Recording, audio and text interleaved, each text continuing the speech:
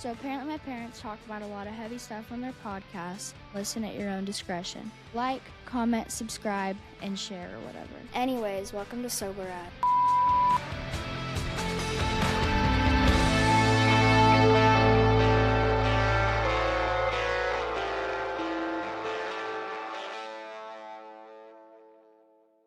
What's up, everybody? Welcome back to the show. I'm Ryan. This is Jess. We are sober as fuck. Before we get to today's guest, please make sure you check out our website, safpodcast.com.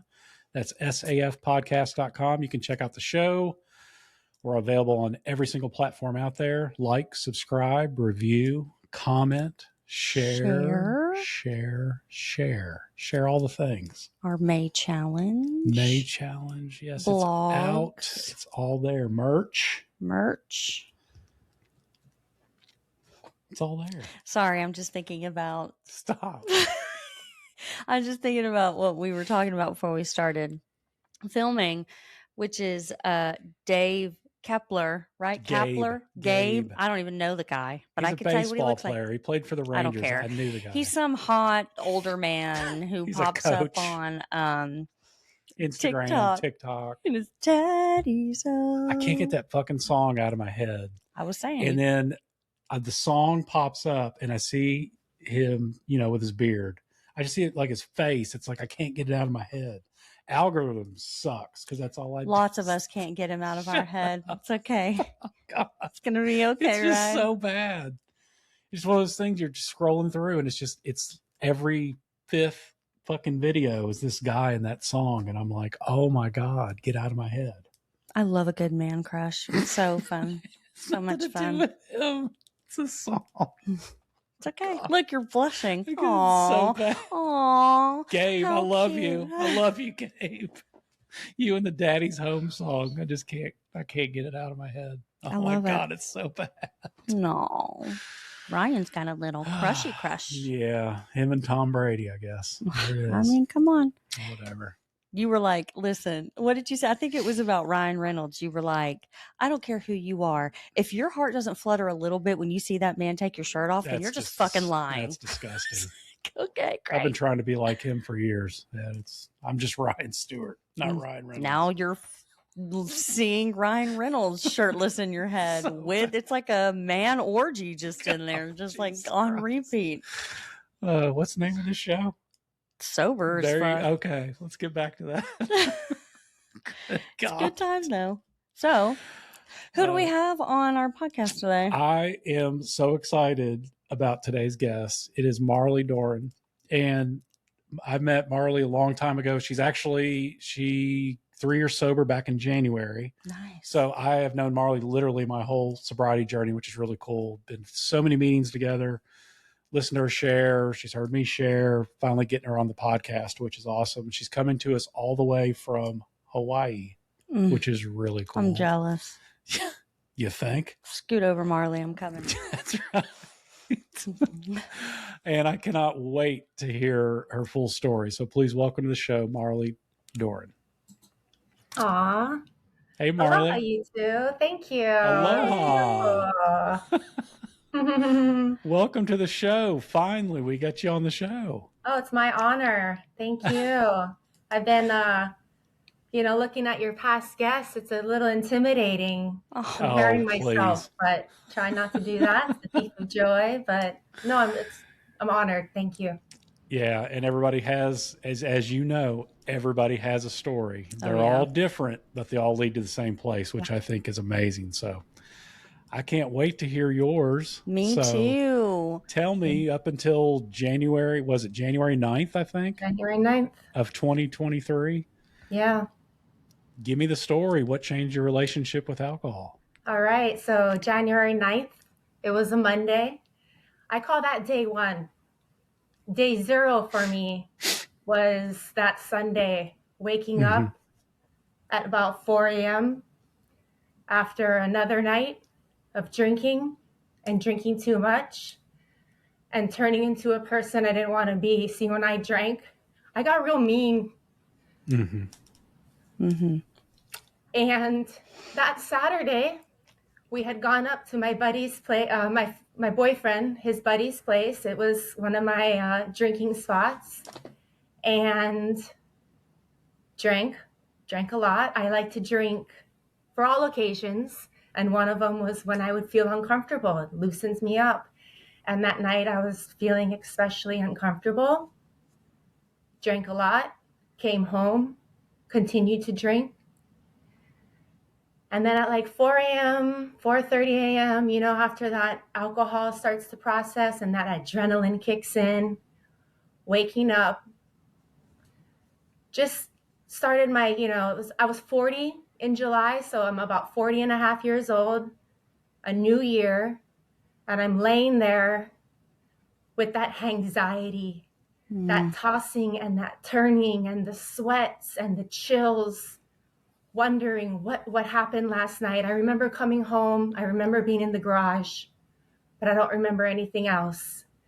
I would lay in bed and reach my foot to my partner's feet, and I could always tell if we got in a fight because either he'd pull his foot away or he'd leave it, and he pulled it away. So then started thinking, spiraling, what happened? What did I do? How do I recover from this? And it was just the same thoughts happened again. And when he woke up, I asked him, babe, what happened? And we just started talking. And he looked at me, and this was my moment. He looked at me and he said, you got to get those demons figured out. I didn't think I had demons inside of me, but I knew I needed to get something figured out. It's not pretty at 40. It's not pretty at 30. It's not pretty to be that person. And it was so unlike who I am as this not drinking, as without alcohol in me, and it just hit me the way he said it, that look in his eyes. You got to get those demons figured out. And I knew it, that was my moment. So that was Saturday early morning. Spent the next few hours talking and crying and pretty much begging for forgiveness and I won't drink again. Words I've said so many times before. But this time I could feel that like change was happening and I knew I needed help. I had forgotten that there was help out there for people like me, people like us. And scrolling on my phone, I had started to follow someone on Instagram who is sober. And so I think I was liking her posts and a Reframe ad popped up. And I took the test. I've taken it 1,000,000 times. Do you have a problem with drinking? It's like your brain and your heart and your gut. Well, my heart and my gut knew it, but my brain was like, maybe it's not as bad as you think. Well, it's Right. 100 times worse than I thought. And so I found the app and I downloaded the app. And so for me, I knew I had alcohol. I was still hungover that Sunday day. So for me, that's why that's day 0. Saturday is my negative. We have another reframer who talks about that. Yeah. And so for me, my day 1 is January 9th, 2023. It was a Monday. And I wrote my why. And I wrote my breakup letter to alcohol. And it still tears me up when I read it. And I'm so proud of it. And then Tuesday was my first meeting. I logged in. I found the meetings right away. And I logged into our Tuesday alcohol-free afternoon meeting. I'm sure you know he's one of our favorites. Yep. And I came in hot. I thought the raise hand was like a wave, so I kept hitting raise hand, raise hand, raise hand. And then I realized what happened, and I quickly logged out. And then that Wednesday morning, I started it was at 9 a.m. at that time, because for us, we don't change our times for the time change. And so for 9 a.m., I logged in, and it was a coach who's no longer with us, who I adore. And I decided that was going to be my new routine, starting my days with these meetings. I had gone alcohol-free before for 1 year in 2011. So my drinking, I wasn't a drinker in high school. I was more into smoking weed. I thought, I didn't often, but I thought smoking weed was cool. Growing up, both of my parents had alcoholic fathers. And my mom would tell me when I was young, you know, Marley, you got to watch out. Alcoholism runs in your family. And I just heard the stories. I heard stories of these men doing bad things to my grandmothers. My maternal grandmother stayed with my grandfather. I never knew either of my grandfathers either. I met my dad's dad once, but it wasn't just once, for briefly. My dad's mom, she left him at my dad's age of 8, but I grew up hearing these stories of my dad's dad and just the things he did. And so for me, drinking was like bad, like it was for bad people. And I thought it was way cooler. The cool kids at my school smoked pot. The bad kids at my school drank. That's how I looked at it. And I'm a teacher's daughter. I wanted to be a good girl. And I didn't smoke often, but when I did, I thought I was so cool. College is when my drinking career, as we call it, although, you know, I always say, well, we weren't really paid for that drinking career, but we paid for it. Oh boy. Yeah. Right. I drank a lot in college. It was the scene, you know, dorm life. We called them KDPs, killer dorm parties, but not to the excess as I did in my 20s and 30s. I mean, there was a few times maybe I blacked out, but it was always drinking to get that buzz and then find weed somewhere and go smoke weed. After college, I thought I would just take a break and then go back to school, and got a job in the restaurant industry. And I always say, restaurant industry, we breed alcoholics. I mean, high stress, high fast, and easy access. And I loved being in the restaurant industry. I worked nights so we could go out and party, sleep in that hangover. I mean, I didn't work breakfasts, you know, for a reason. And I also worked at restaurants that encouraged you to have a drink after work, a pauhana, we called it, an after work drink. You were allowed to have a drink with your guests if they brought in wine or, you know, bought you a shot. It was just part of our environment. And I flourished in that environment and I was proud of it. I was in the restaurant industry from about the age of 20 to today. I'm still in there, actively taking steps to get out. But for me, and this was on Oahu. I moved to Oahu at 18 and went to UH Manoa and then was working in Waikiki.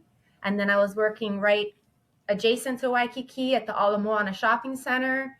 And I worked at a restaurant where the owner, he said, you know, Marley, if you haven't noticed, we have a reverse drug policy here. I mean, he would sit in the office and smoke joints and pass it to you when you'd be turning in your books at the end of the night. It was just an environment that really allowed my bad habit to just settle in, and my brain created those pathways, and I loved it. And around 25, I mean, back to being, I was a horrible drunk. I mean, I could drink, but I would turn into a major bitch.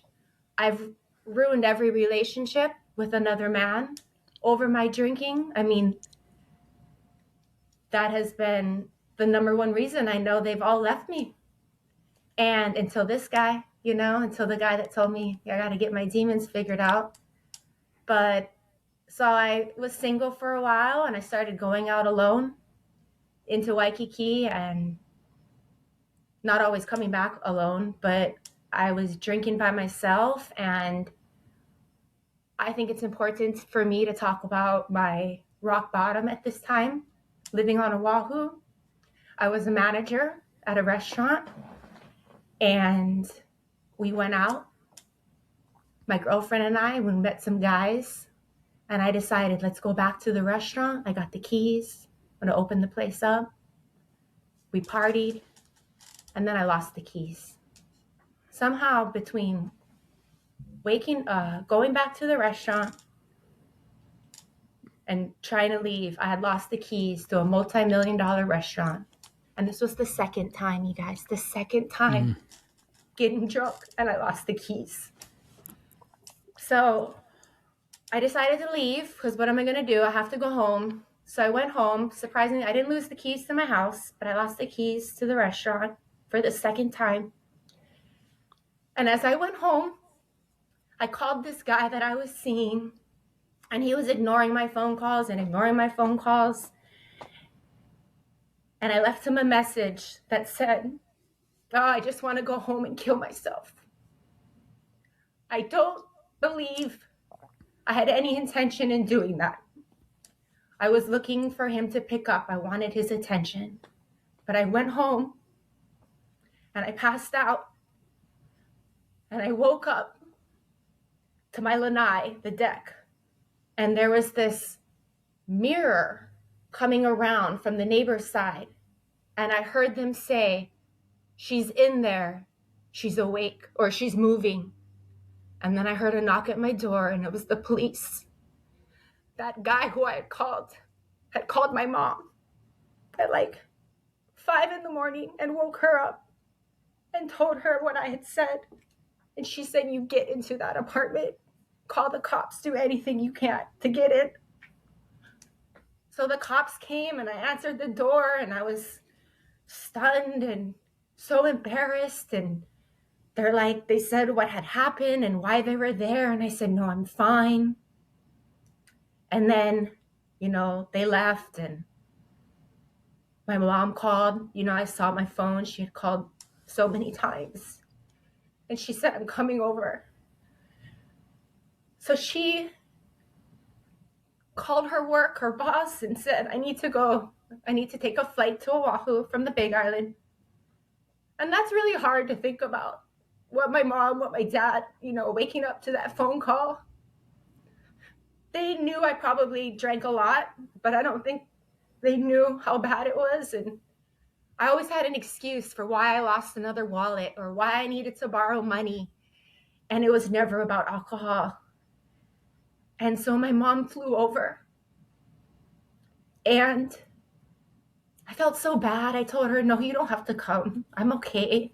She said, "Marley, I'll be there." And she took a taxi from the airport. She came to my house, my apartment, and I just told her everything. I just unloaded on my mom, and it felt so good. I finally got that weight off my shoulders. And then I had told her that I had looked up some information about an AA meeting in my neighborhood. But first, I had to go to work and tell my boss that I lost the keys for the second time. And we had an elevator to get up into the restaurant. And he happened to be coming at the same time as I was. And so I rolled that elevator up with him. And he just looked at me. He's like, "What's wrong?" Because it was my day off.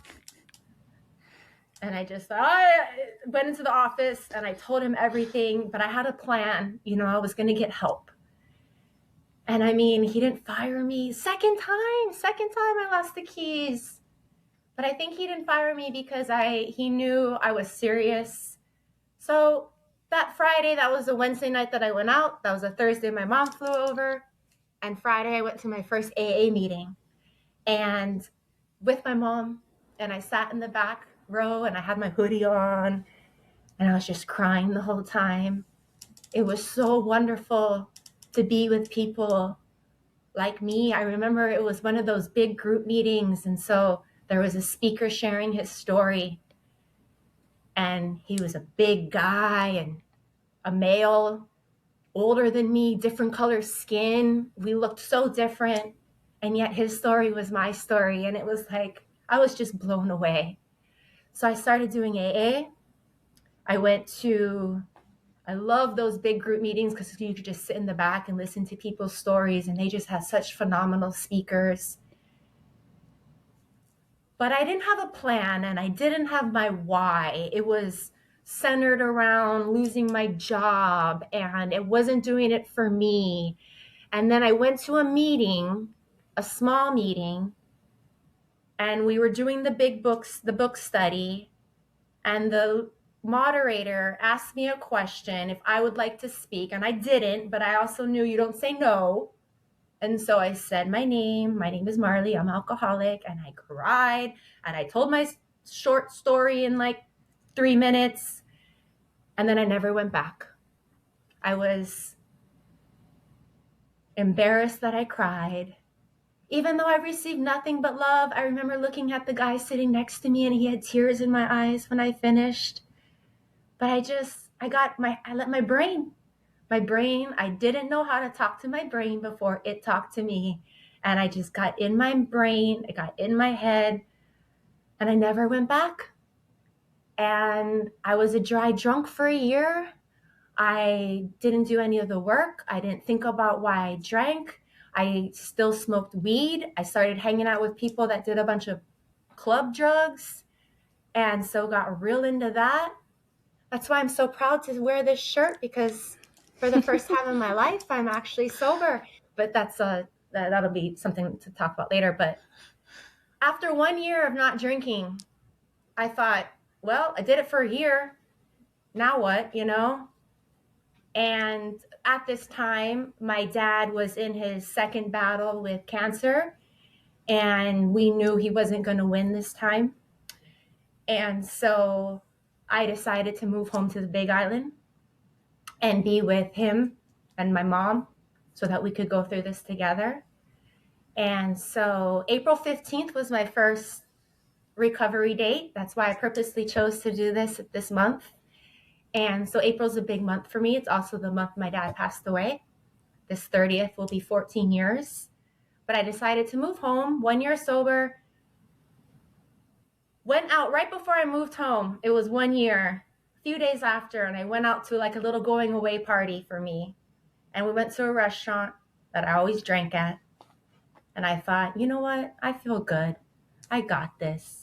I've changed my mentality on drinking. In college, a girlfriend of mine had said, if you don't drink to get drunk, you drink to get fat. And I didn't want to be fat. I just associated that with, you drink to get drunk. You drink to feel that buzz. You drink to feel something. And I partied hard. And so I thought, oh no, I've changed that mentality on drinking. And so we went out to that going away party and had a glass of wine. And then I went home, moved home, and my father passed away 4 days later, surrounded myself, my mom, and my brother.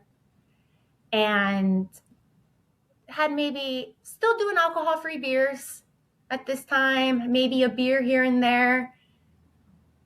3 months later, I got a job at a restaurant, and it all started again. And so that was in July of 2012. I was 30 years old, and my drinking habits just went right back to where they were, and maybe even worse, drinking till I got blackout drunk driving. I drank, and there's nights I don't remember coming home. And my parking sure showed it too.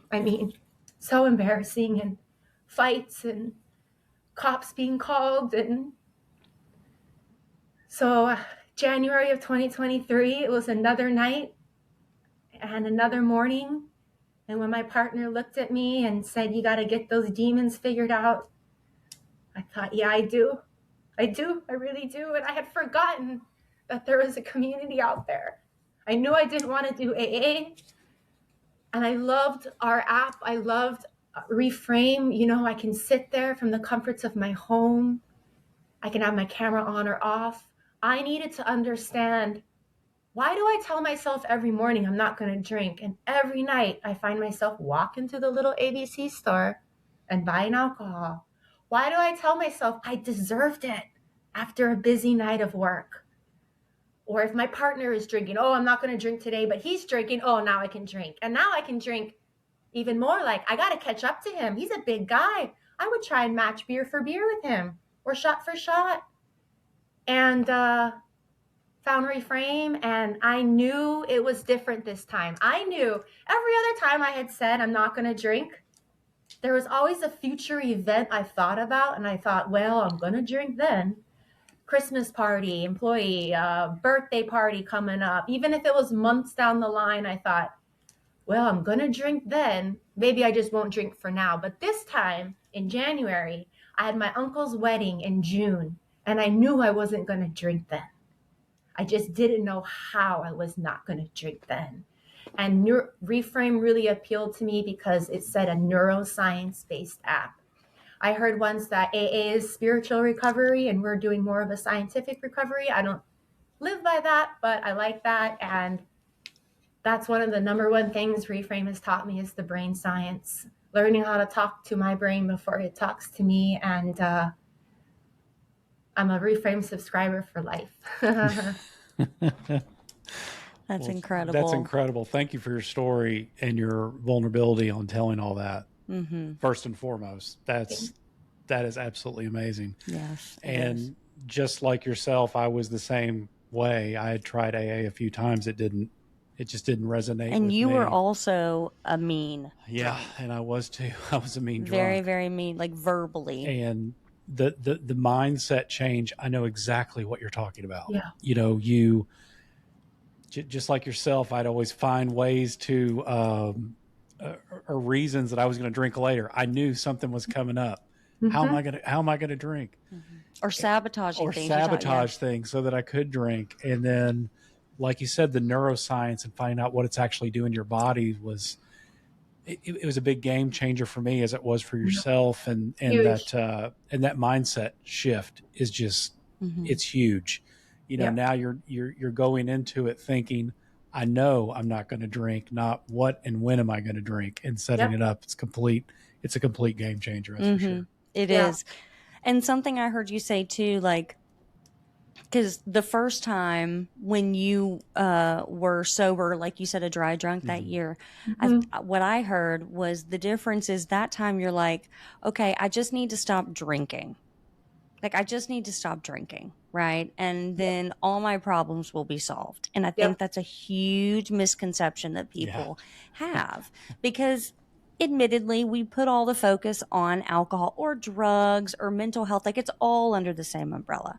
But for this purpose, we'll say alcohol. And so everybody's like, well, if you just quit drinking, everything will be just like magically better, right? Because the alcohol's the problem, all right? Mm-hmm.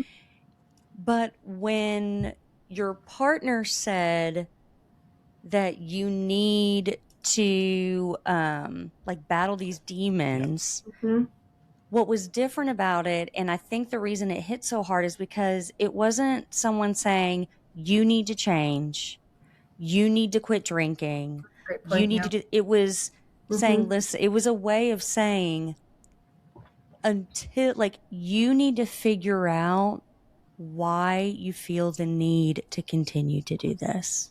Like, it was sort of that acceptance of, I understand that a large part of this is not your fault that you're struggling, but what is your fault is that you continue to allow it to happen. And I think that's the biggest thing, right? It's a balancing act where it's like, you recognize that a lot of it isn't your fault. Like, you are literally battling demons. But what you do with that information is 100% your fault. And so I think that's the difference too, because the alcohol, the drinking is a symptom of the problem. And we've talked about that a lot on the podcast too. Like, you give up the alcohol, and then once you give up the alcohol, then you're like, oh, fuck.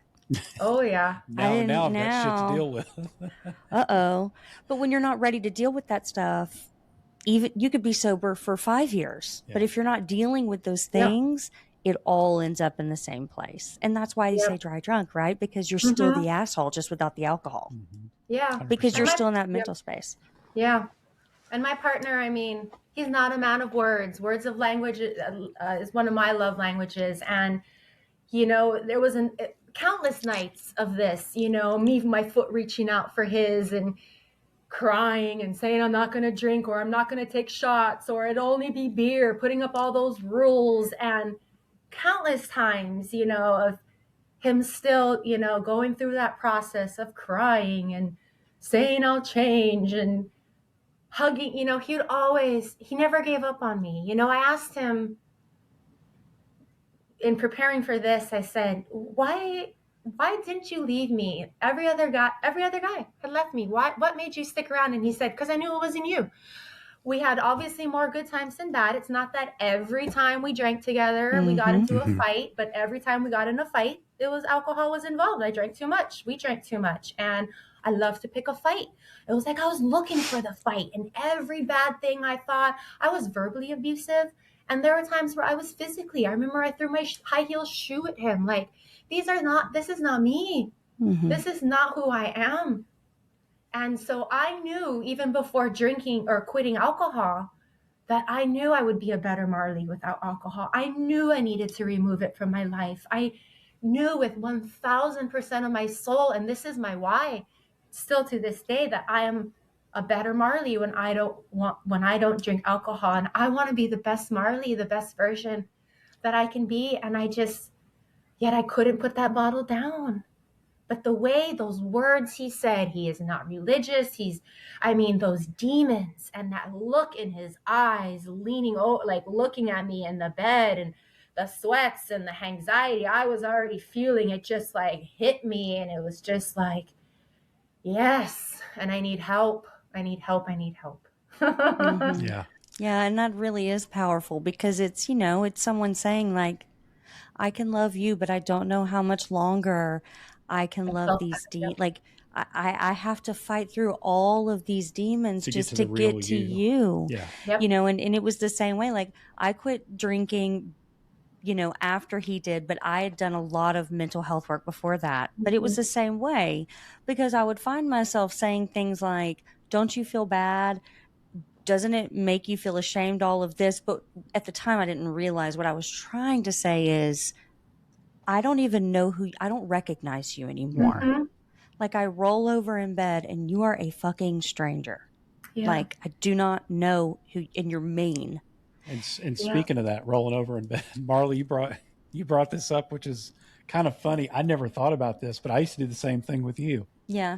I knew when I woke up in the morning where she was, whether or not I was an asshole the day before or not. Yep. Isn't that sad?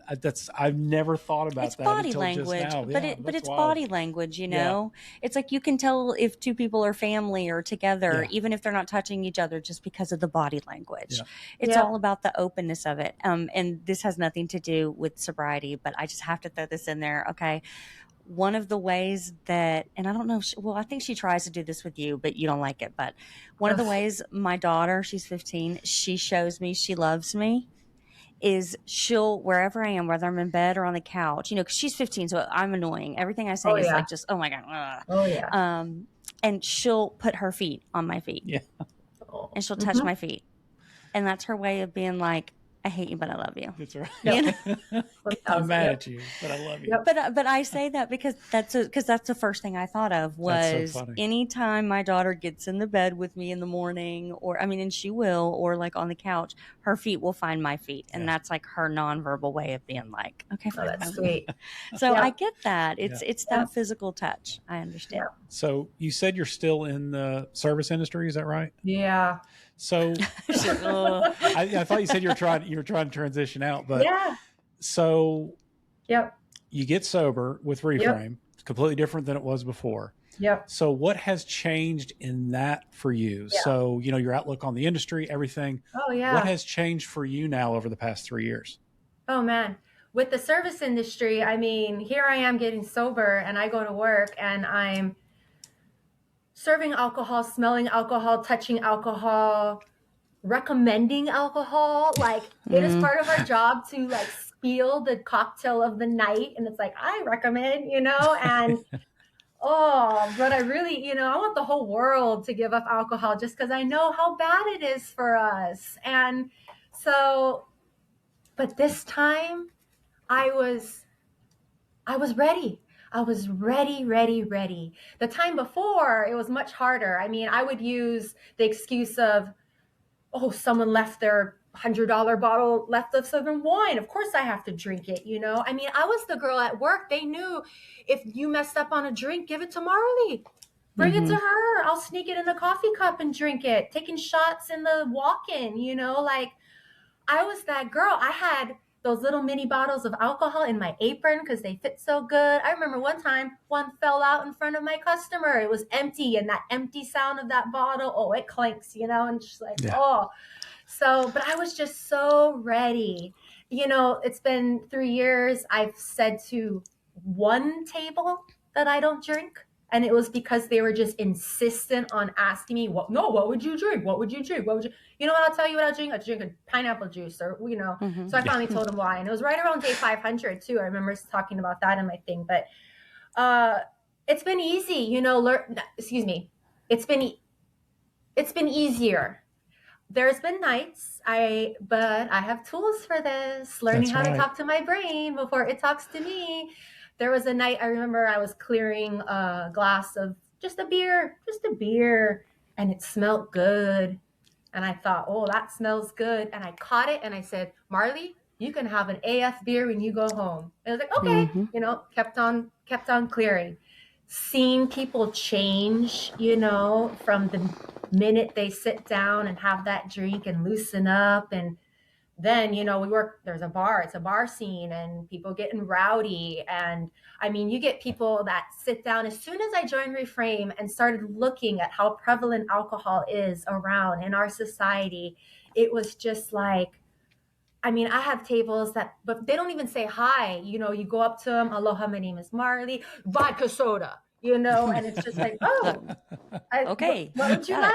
I'm sorry, what? Oh, hi, how are you? You would like a vodka soda. Oh, da, da, da, da, da. And it's just like, wow, like that was me. Shots. And so because I felt so good about, this is it. I'm changing. I got my why. My why is just cemented. It is tattooed in my brain. And I also work at a restaurant that doesn't allow after dinner drink or after work drinks shit, People have been fired for drinking on the job or giving alcohol to someone, Before it was a game, it was a challenge to sneak the drinks and whatnot. But I work in an environment. I work with a lot of people who also don't drink. I work with other people in recovery, which is amazing. And so it's not quite the scene that I've had in other restaurants. So that was one thing that made it real easy. I started parking my car in a different area so I wouldn't walk by that ABC store.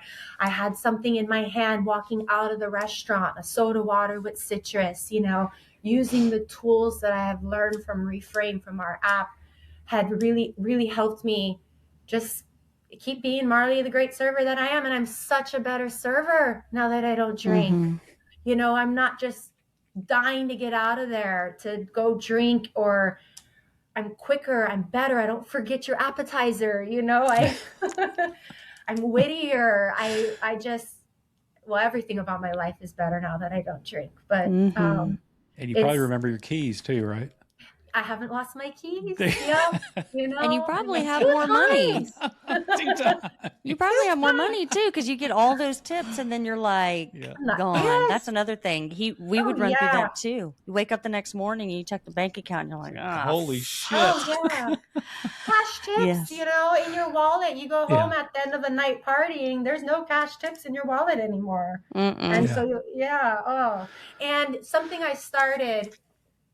When I quit, I made a little jar and I labeled it money I didn't spend on alcohol today. And every night I would come home from work and I would take what I had spent at that store and I put that money in that jar. And for me, that like being able to see it really helps, that it gratifies my brain. And I, use that money for my massages that I do every week. I go to a student massage. So I took something that was really bad for me and every night put a little money in there, and then I would use it for something that was really good for me. So I had that ritual of coming home after work, keeping my hands busy, sit there, rub my feet. That's what I do. I sit, I watch my show, and I massage my feet. For me, it was big on keeping my hands, out of trouble, so to speak. And weekends too, finding something to organize, something to collage, getting back into crafts and stuff. But the restaurant industry, I really want my life to be alcohol free. And so that's one part of my life that's really, revolves around alcohol, and I'm around it. I touch it again, I see it, I smell it, I pour it. And so I heard in a meeting once, one of our members, whose wife is also a member, talking about how she's a bartender. And so she went back to school. She did I think she's in the healthcare industry and maybe a nurse or something, but I thought, hey, yeah, I want to be free of alcohol like that. And through one of his shares, I got inspired to start looking online. I made a vision board last year, my first vision board. And on it was new job, hiring, new opportunity. And that was in January. And then in July, I'm looking at my vision board thinking, well, Marley, nothing's going to happen if you don't actually start looking. Like, the new job's not going to fall in your lap, Yep. So I started researching online, and not only do I want to be free of alcohol, but I want to stop serving people. I want to be of service, but I want to stop serving people. I mean, overall, I love people, but people are getting worse. Mhm. I mean, you get people are getting ruder, and people are, as I'm getting older, I'm having less patience, and it's something I'm working on.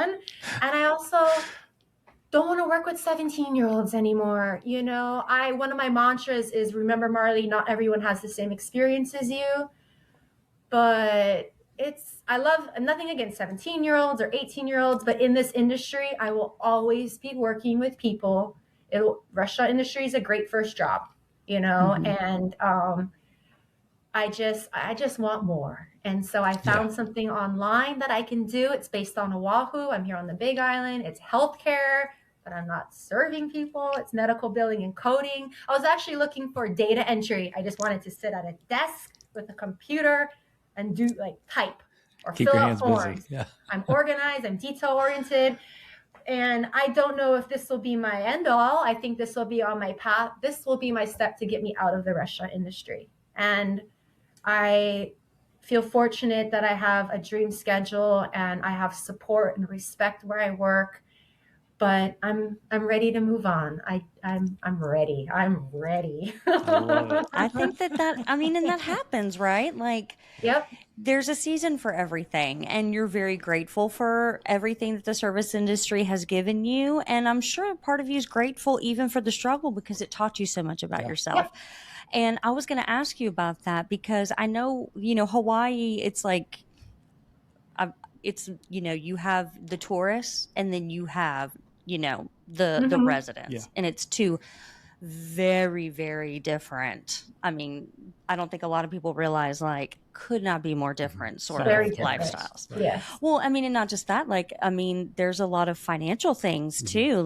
There's, a lot of people, because everything's so expensive, but it's, Hawaii's a big vacation spot, and especially working in the service industry, I can only imagine, because people come there and they're on vacation. There for a good time. All the time. And people get drunk at a bar any day of the week, but when you are in prime vacation spot, it's on steroids, because you're right.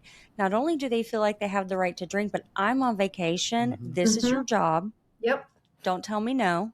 Yep. And when you're on vacation, you're willing to spend more money, which means that you're going to get double the drunk that you would at home, right? Oh yeah. So I can only imagine. And with that, what does the NA situation look like in Hawaii? Like NA beers, mocktails? It's getting more and more prevalent here. But what about in Hawaii? How does that, do you see more and more of that, or is it still pretty heavy on alcohol? And I go to places, and now that you see that mocktail section on their menu, for me personally, our drink menu only has our liquor on it, our handcrafted cocktails. So part of my spiel is always, is our handcrafted cocktails, our drink special of the night. And we also, full bar, we do alcohol free. I get so many people say, what's the point of that? Right? Or what are those for? Or we're not looking for those, and it's just bite my tongue, okay. And, but we have, to my knowledge, maybe on Oahu, where there's a lot, bigger city, maybe there's a an alcohol-free bottle. I don't know. To my knowledge, there isn't. But I can go in my grocery store and find a great selection. I've noticed it grow. You know, used to be just old duels when I first went sober, like in 2011. And now, I mean, and I have them all too. When I first went AF, I bought them all because I never knew what mood I'd be in. I, probably had 6 or 7 different types in my refrigerator. I would bring also a bunch to events. Like if I was going to a party, I have my cooler. And I don't know if I'm in the mood for an AF Corona or a Stella or an AF Guinness or what. And I didn't want to have any temptation to pick up something else. So I bring all my soda waters, different flavors too. At my work, we have a great mocktail list. I'm probably the #1 mocktail server because I'm always recommending them. And I'm finding more and more people are ordering them, just mentioning that we have them. And it's not just a soft drink or a juice, or a virgin pina colada, which are great, but we have some great muddled cucumbers and basil and blueberries. More elevated. Yes, we're elevated. That is what I like.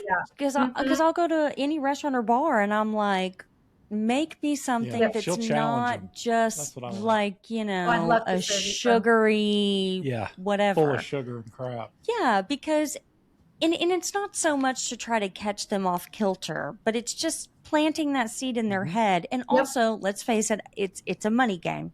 So if more and more people go into restaurants, go into bars, go into places asking for NA options, and they realize there's a huge profit to make there. And I'm assuming that's how it's been working, more and more people. And to circle back to the people who are like, why do you have those? What's the point of that? I'm like, did that trigger you?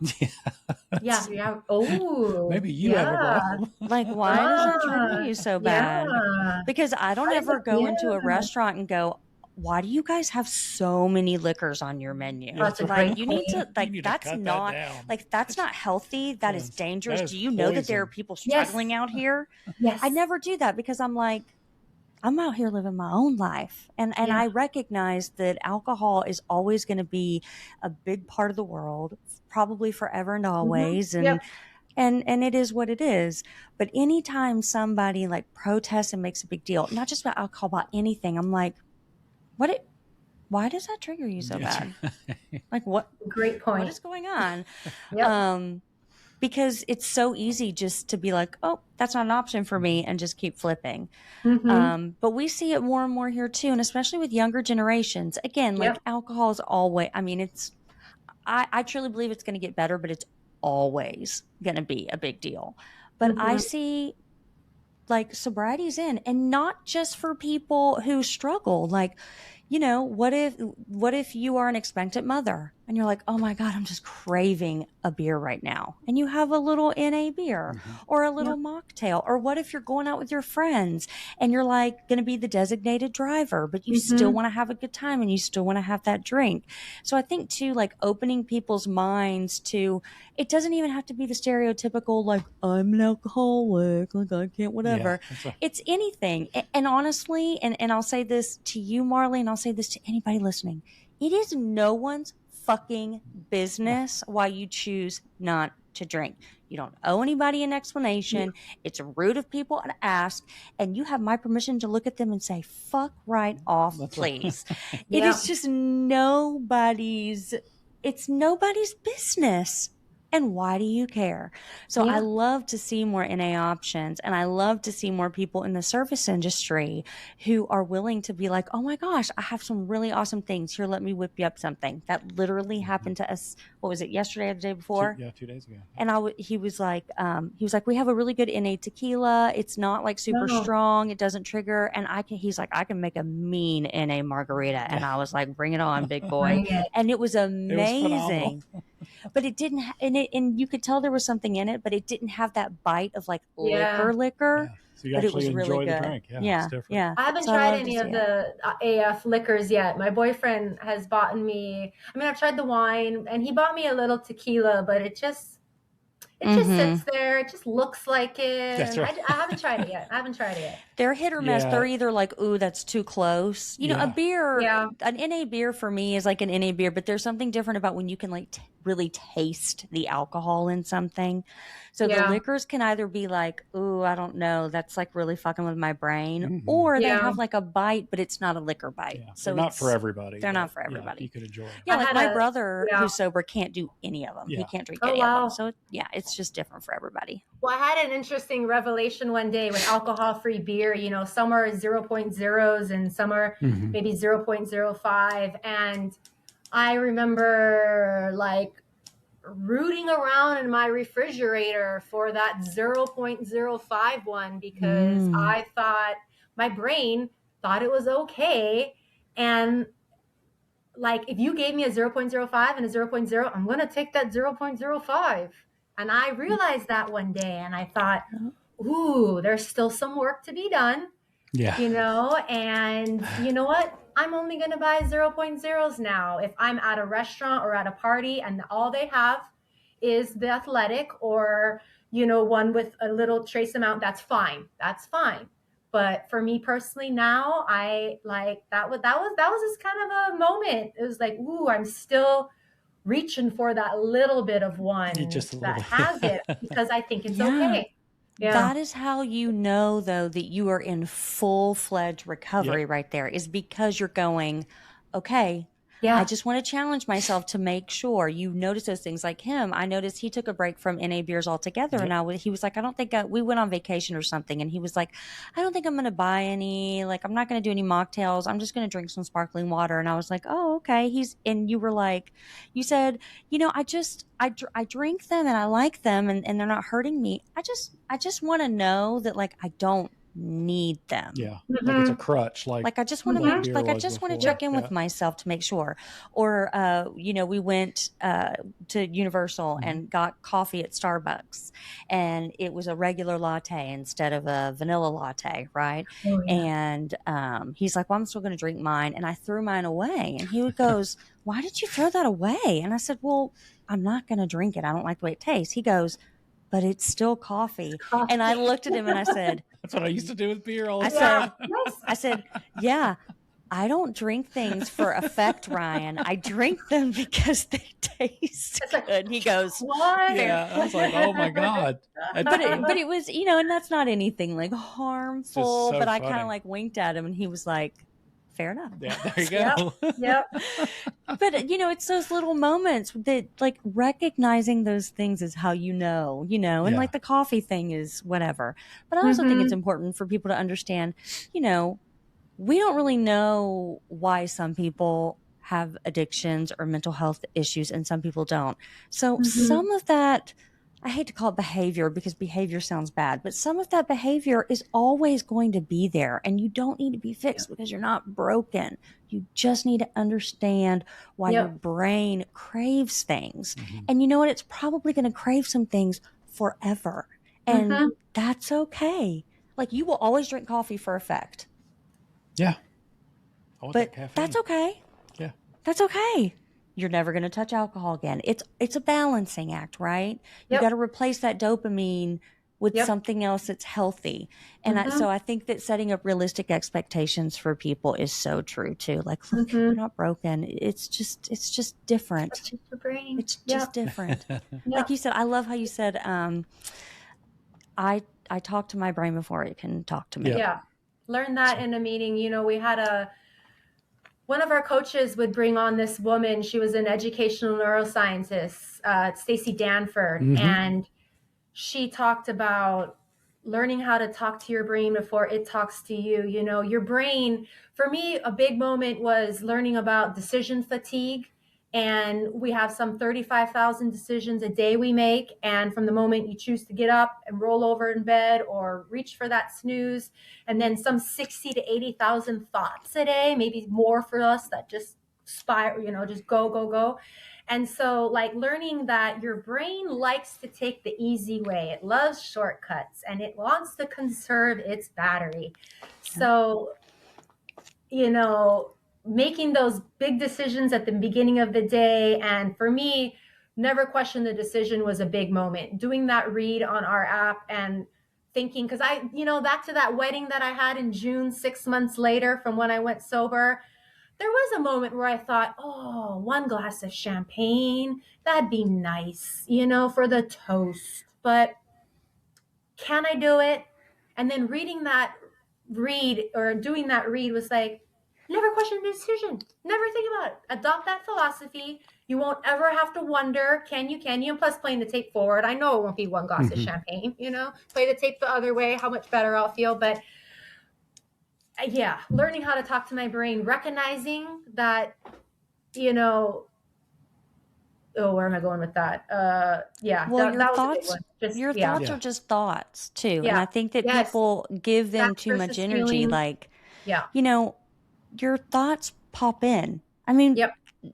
even if nobody talks about it, we have all sorts of fucked up thoughts That's that right. we have to go, oh It's my just God, cut- why did I think Why did I that? do that? Yes, Kind of like oh my Ryan gosh. thinking about Gabe Kepler shirtless Jesus to Christ. Daddy's home. Like, I don't know what's going on there, but we'll let it happen. At least I can laugh about it. Yeah. I mean, and we make these jokes, but it's so true. Like, we have all sorts of, like, I can't, I mean, and I do not want to practice self-harm. Okay. But I can't tell you how many times I'm like driving across the road and I'm like, what would happen if I just boop, Yeah. and I'm like, I don't want to do that. Why did my brain just tell me to like drive off the road? Weird. But it's like that fast, Yeah. right? It's not, it's an intrusive thought. And when I started therapy like 5.5 years ago, I started getting really offended when people say things like, oh my God, that's just like all in your head. And I'm like, that's a big fucking statement. Right. Yes, my brain is literally the most powerful thing in my body. To say that something is all in your head, like you say that like that's nothing. That's right. Yeah, I'm aware. Yeah. You only know what's in there from what I yeah. tell you. Okay. If you could go in there, we wouldn't be friends. That's right. Yeah, right. Yeah. It's like my best friend like tells him like, you should see all the text messages that she didn't send That's you, right. that she So sent me funny. first, and I talked her out of it. It's like it's that same thing. But yeah, that's what I think of too. Is you talk to your brain, because No. your brain will come up with all sorts of things, Mhm. right? All sorts. It's like dreams. You'll wake up and you're like, what the fuck was that about? Like flying vampires with snake heads or something stupid. It's just your brain. And when you can Always laugh playing at tricks it, on you. and when you can look at it and be like, okay, stop a minute. I think that's a key component. But it's not easy, right? It's not easy to get Not there. easy. It's Yep. practice. You have to reprogram everything. Mhm. Yep. And that's the hardest part, because And we can though. Yeah, we can. absolutely. Like that glass of Yeah. champagne, it wouldn't have been nice. No. Your brain was conditioned to think, oh, that'd be nice, Yeah. and you toast. But no, it wouldn't have. No, No, it wouldn't have been nice. It would have been horrible. Yep. And that's the biggest thing too. Pour some ginger ale in that bitch and That's right. have a party. Yep. It's really just the glass that looks pretty. I think that a lot of people like. Yep. Mhm. Mm-hmm. So give me the story behind the shirt. You said you had a story behind the shirt that you want to tell us about. Well, I love that shirt. Who designed it? well, I with perfectionism, even as a kid, I would have to pick out the outfit the day before so that I wouldn't spend all morning trying to think of what I would wear to school that day. On vacation, I even make a schedule. I actually write out the calendar and what we're doing on that day, so I don't spend all this time trying to decide what to wear. Anyway, I wanted so for this podcast, I was thinking, what am I going to wear? I wanted to maybe represent Hawaii, maybe some aloha print or something. I had purchased your shirt a bit ago, and I had a dream that I was on vacation and did the sober podcast, but I had forgotten to pack this shirt. And I was so disappointed in my dream that when I woke up, I thought, okay, that's you're going to wear it. Also, for the first time in my adult life, I can say I'm sober. I quit smoking weed at the beginning of this month. So I almost said I'm only. So if I didn't drink in my life, I was still smoking weed. And if I wasn't smoking weed, I was still drinking. When I first became alcohol free, I didn't say I was sober because I didn't feel like I was sober. And so I was wanting to change my relationship with marijuana for a while. Atomic Habits really opened my eyes up to, am I choosing to smoke this because it's out of habit? Questioning each time I would reach for it. And so I felt that shift coming, just like I did with quitting cigarettes and just like I did with quitting alcohol. There was that shift that started in my soul. I knew it was coming. I just wasn't ready yet. But looking to get out of the restaurant industry, I was looking online. I thought, why wait now to get a job in healthcare? I can get just some receptionist job or something. And I was starting to look, and I started seeing all these things about drug testing. And I thought, dang, if I'm not going to do all, I went back to school online. I am not going back. Sorry, there's a bug flying around. I am not going back to school. And then I have to go do this externship for my program to graduate. And I'm not going to be able to get in because I can't pass a P test. Like that, no way. And I already wanted that shift to happen. And so I decided I'm choosing my hard. I put my stuff away. I even put a little note, a sticky note on it that says, choose your hard. It's going to be hard right now, but it's going to be even harder not being able to find a job. And I want to see who sober Marley is. Who am I without alcohol and marijuana in me? I don't know who that is. I'm 43 years old. And I've been smoking or drinking since 18. I don't know who I am. And I want all those benefits that I keep reading about. A lot of people in our program have stopped, smoking and share about their experiences. And I want that for myself. So I had the dream that confirmed I'd be disappointed if I didn't wear this shirt. And I also am proud to be able to say that I'm sober as fuck. That's right. Yes. Love it. I love it. So weed was like a huge one for me. I mean, I smoked all the time too. And admittedly, like I'm OCD and ADHD and, all of the acronyms. And so for me, I kind of use the excuse of it chills me out. It turns the noise down, right? And it does. I'm not trying to say that it doesn't.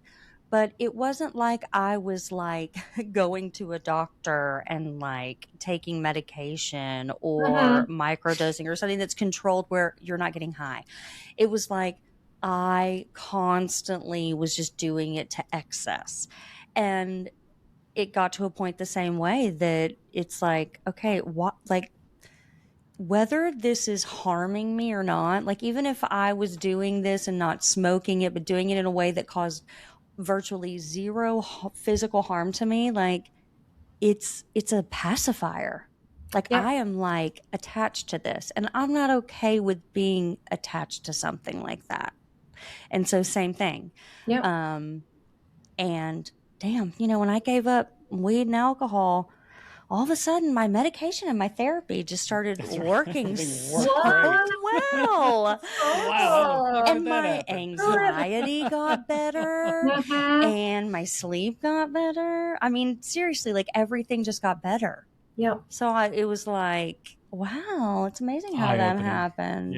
Because I joined a quit weed app. I thought, hey, I have such success with cool. quit alcohol. I didn't even know there was one for There's that. That's many awesome. out there. I have two on my phone, and it's not the same.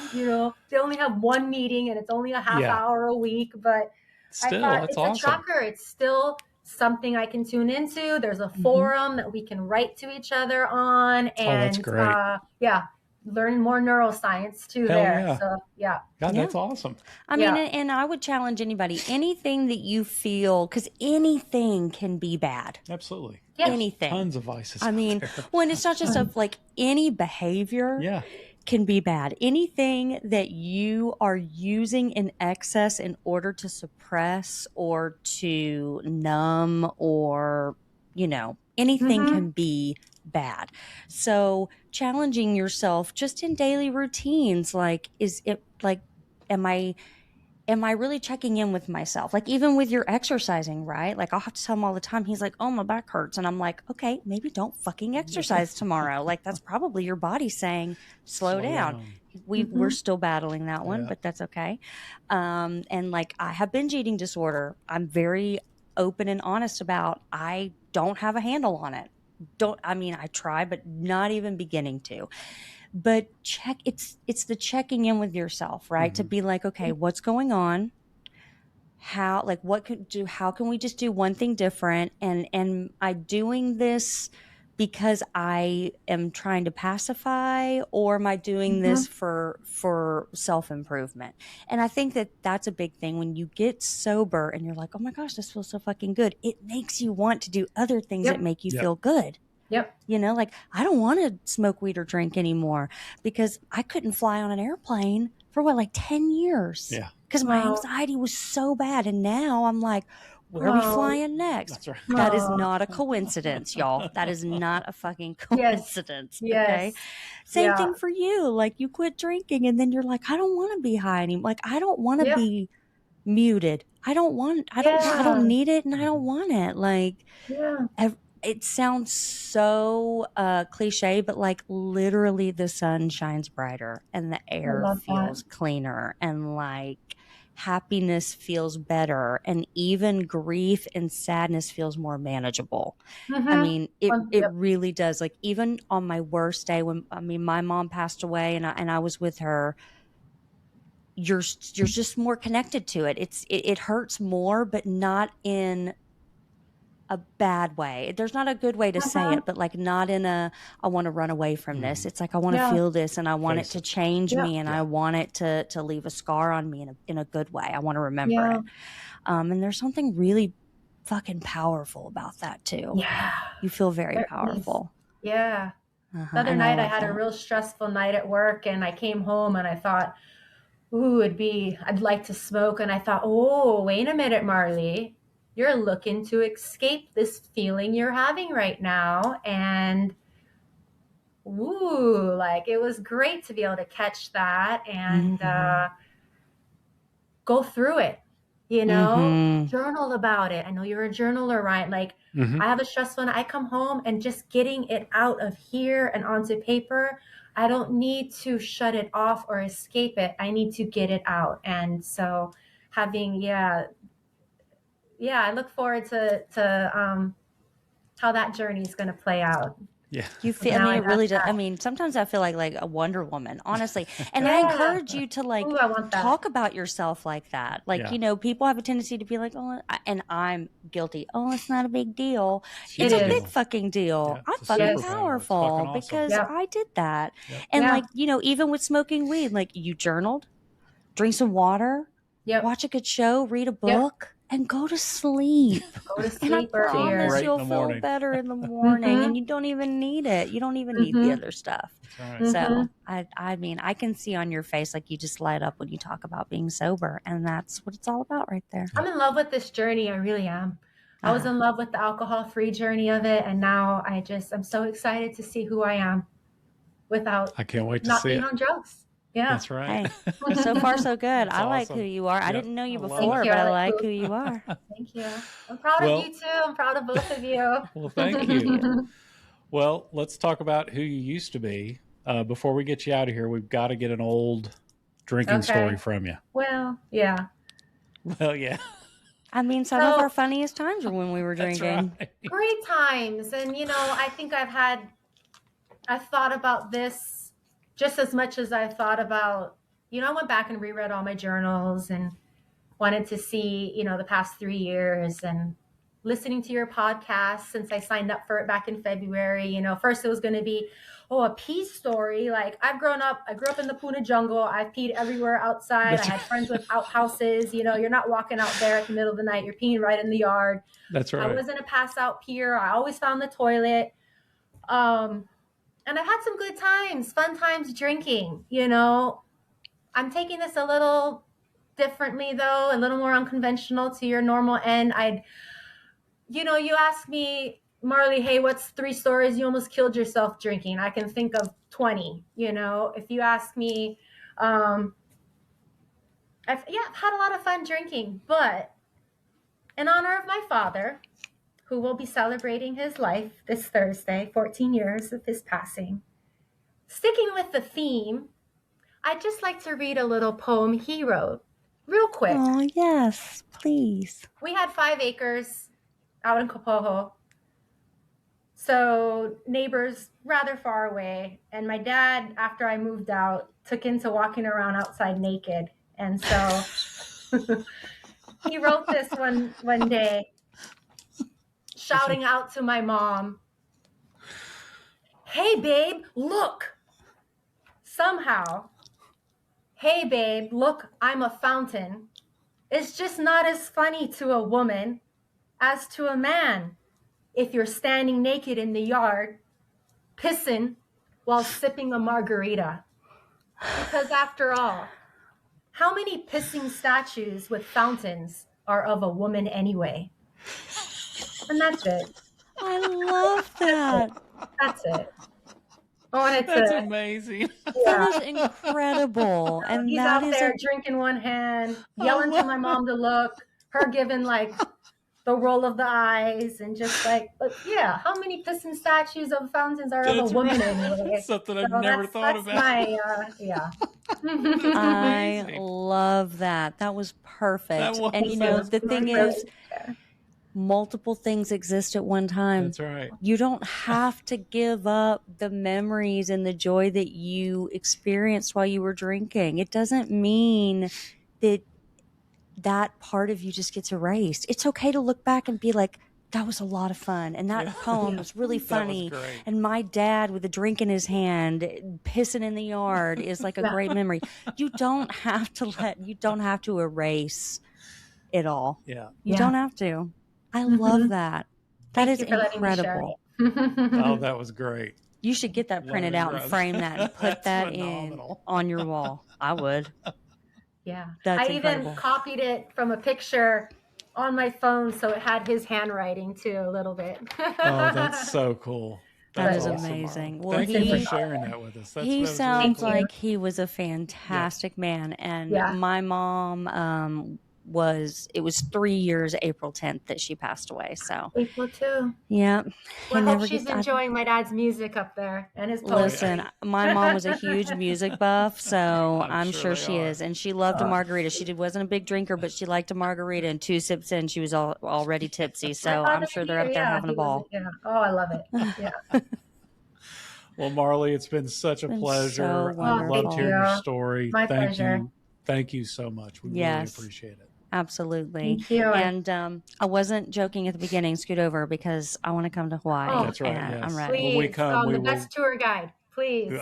We've better. been wanting to Always have a vacation there for a while, so when we come, It'll we'll happen, I definitely promise. see you. Oh, that'd be wonderful. And I can, I hopefully won't be serving those mocktails, but I'll make you some great ones at home. Yeah. Even better. Perfect. We like to stay away from the touristy areas anyway. That's right. So it'll be great. Yes.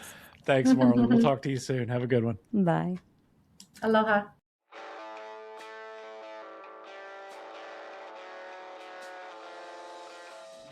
If you love the podcast, which I know you do, please like, subscribe, and hit that notification bell to get Boom. notified every time we post. That's right. Dropping them, baby. Word.